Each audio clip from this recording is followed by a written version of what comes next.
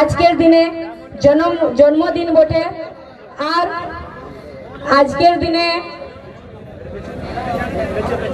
আমাদের ঝাড়খণ্ডে সারহুলও বটে। তো সাথে সাথে এই বীর শহীদ রঘুনাথ মাহাতো কে সর্বপ্রথম আমি নমন করছি। আর সাথে এখানে যে তুলিন গ্রামের যে ধরতি এই মাটিকে আমি নমন করছি।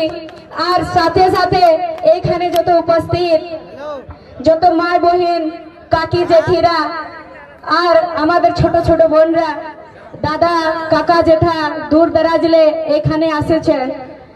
আর এই মঞ্চে উপস্থিত যে জেল ক্যাম্পের যত কেন্দ্রীয় কমিটি আর এখানের যে পশ্চিম বাংলার প্রভারী নিবেদিতা দিদি আর রাজু দাদা আর পশ্চিম বাংলার প্রদেশ কমিটি जिला কমিটি প্রখণ্ড কমিটি পঞ্চায়েত কমিটি আর যত এই মঞ্চ সঞ্চালন সবাইকে আমার একসাথে প্রণাম জোহার।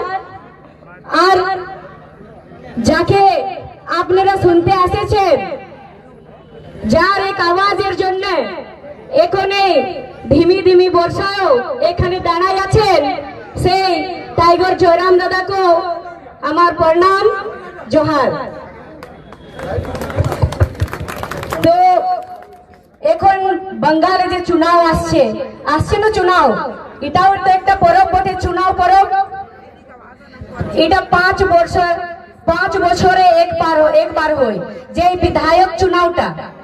বিধায়ক চুনাও মানে বুঝছো কি গো? দাদারা তো বুঝতে পারবে, কিন্তু আমি জিজ্ঞাসা করছি মা কাকি জেঠিরাকে, বিধানসভা চুনাও মানে বুঝছো কি গো? বুঝতে পারলে? বিধানসভা চুনাও মানে হচ্ছে আপনাদের যে পরিবার আছে, ঘরের পরিবারের যে একটা মুখিয়া থাকে, কেউ তো থাকেন না, চাहे তোমাদের মনের বাবা হোক চাहे তোমাদের শাশ শাশুড়ি হোক, কেউ থাকেন না একটা মুখিয়া ঘরের, যে ওর হিসাবে পরিবারটা চলে। তো সেই রকম একটা পরিবার চলাবার জন্য পরিবারের এক লোককে মুখিয়া বানাতে হয়, যে পরিবারের মুখিয়া থাকে। সেই রকম একটা পঞ্চায়েতকে চলাবার জন্য পঞ্চায়েতের মুখিয়া হয়।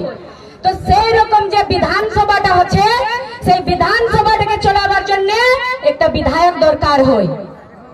বিধায়ক দরকার হয় না কেন কি রাজতন্ত্র দেশ বটে আমাদের, সরি লোকতন্ত্র দেশ বটে আমাদের, রাজতন্ত্র নাই। লোকতন্ত্র দেশ মানে কি হচ্ছে যে আগে রাজতন্ত্র ছিল, রাজার বেটায় রাজা বলতো, কিন্তু এখন যে লোকতন্ত্র দেশ বটে